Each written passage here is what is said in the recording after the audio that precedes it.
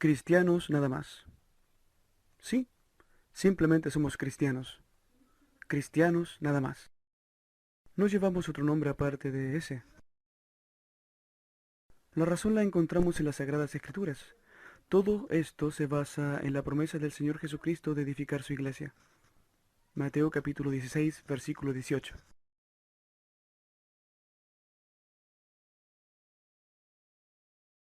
Luego de su resurrección, antes de ascender al cielo, envió a sus apóstoles a ser discípulos de todas las naciones.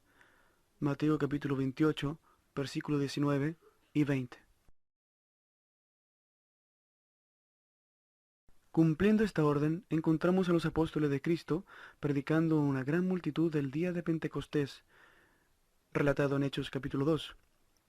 Fue en esta ocasión que el apóstol Pedro, inspirado por el Espíritu Santo, dijo a los reunidos lo que debían de hacer para recibir el perdón de sus pecados. Hechos capítulo 2, versículo 38 dice: Pedro les dijo: Arrepentíos y bautícese cada uno de vosotros en el nombre de Jesucristo para perdón de los pecados, y recibiréis el don del Espíritu Santo. De esta forma se cumplían las palabras de Jesucristo cuando dijo: edificaré mi iglesia. Mateo capítulo 16, versículo 18. Los que obedecieron el evangelio predicado aquel día de Pentecostés llegaron a ser discípulos y conformaron la iglesia de Cristo. Desde entonces todos los que obedecen el evangelio son añadidos por el Señor a su iglesia.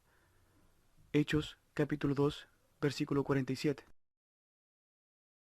La Biblia enseña que Cristo compró la iglesia por su propia sangre. Hechos 20, versículo 28.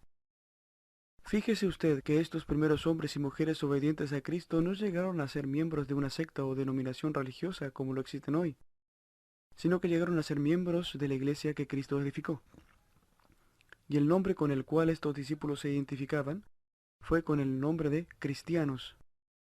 Dice el escritor inspirado que se les llamó así por revelación divina. En Hechos capítulo 11, versículo 26 leemos: y a los discípulos se les llamó cristianos por primera vez en Antioquía. No se les llamó así por voluntad humana, ni era un término despectivo en contra de ellos, sino que fue el nombre que Dios les dio. Un dato interesante que se puede ver es que el verbo griego traducido en Hechos capítulo 11, versículo 26, como se les llamó, es el mismo verbo empleado en otros pasajes, como Mateo capítulo 2, versículo 12 y 22, traducido avisados por revelación, y en Hechos capítulo 10, versículo 22, traducido ha recibido instrucciones. Lo encontramos también otra vez en Hebreos capítulo 8, versículo 5. Se le advirtió. En cada uno de estos casos se evidencia que fue Dios quien entregó tal mensaje. Así también en Hechos capítulo 11, versículo 26, es Dios quien llamó a los discípulos cristianos.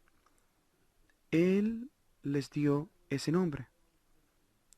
Esto toma más relevancia cuando leemos las Escrituras y nos enteramos que Dios lo había determinado desde tiempos antiguos. Fíjese en el profeta Isaías cuando dice: yo les daré lugar en mi casa y dentro de mis muros, y nombre mejor que el de hijos e hijas, nombre perpetuo les daré, que nunca perecerá. Isaías 56, 5. Luego repite en Isaías 62, 2. Y te será puesto un nombre nuevo que la boca de Jehová nombrará. El nombre que se les dio, o con el cual la boca de Dios les nombró, fue el de cristianos. Hechos, capítulo 11, versículo 26. El apóstol Pedro dijo: pero si alguno padece como cristiano, no se avergüence, sino glorifique a Dios por ello. Primera de Pedro, capítulo 4, versículo 16. El rey Agripa gritó a Pablo en aquella audiencia: por poco me persuades a ser cristiano. Hechos capítulo 26, versículo 28. Ahora, ¿por qué Pedro no dijo: si alguno padece como evangélico, o como católico, o como mormón, o como testigo de Jehová, o como adventista, etcétera? ¿O por qué Agripa no exclamó: por poco me persuades a ser anglicano, bautista, o pentecostal, o metodista, etc. ¿Sabe por qué? Sencillamente porque esos nombres, que muchos llevan hoy, eran desconocidos por los apóstoles y los discípulos de Cristo en el primer siglo.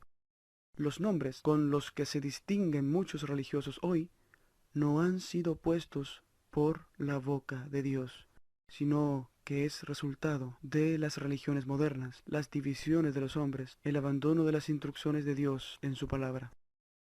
La Biblia, que es la revelación de Dios, da un nombre al seguidor de Cristo, y ese nombre es cristiano. Y según la palabra de Dios, en la profecía de Isaías, en los capítulos 56 y 62, un nombre mejor, un nombre perpetuo, un nombre nuevo, un nombre que nunca perecerá, y nombre puesto por la boca de Dios. Si por obedecer el Evangelio predicado por los apóstoles, las personas del primer siglo llegaron a ser discípulos de Cristo, y a su vez llegaron a ser añadidos por Cristo a su iglesia y llamados por voluntad divina cristianos, entonces, ¿qué va a hacer usted? De la misma forma, hoy nosotros lo somos y usted puede serlo, si obedece el Evangelio que los apóstoles de Cristo, dirigidos por el Espíritu Santo, nos han dejado escrito en el Nuevo Testamento. Usted también puede ser un cristiano tal y cual eran los cristianos en el primer siglo. Usted puede llegar a ser uno fácilmente. Usted puede llevar el nombre de cristiano solamente, si obedece el Evangelio que predicaron los apóstoles de Cristo. Los apóstoles predicaron el Evangelio que el Señor les mandó a predicar, y este Evangelio contiene las condiciones que cada persona debe obedecer para convertirse en discípulo de Cristo. Mateo capítulo 28, versículo 19 y 20. Hoy, estas mismas condiciones las encontramos en el Nuevo Testamento, y usted puede llegar a conocer la doctrina de los apóstoles descubriéndola en las páginas del Nuevo Testamento y así encontrarse con la verdad. Jesús dijo, y conoceréis la verdad, y la verdad os hará libres. Juan capítulo 8 versículo 32. La verdad hace libre al hombre de tanta confusión religiosa.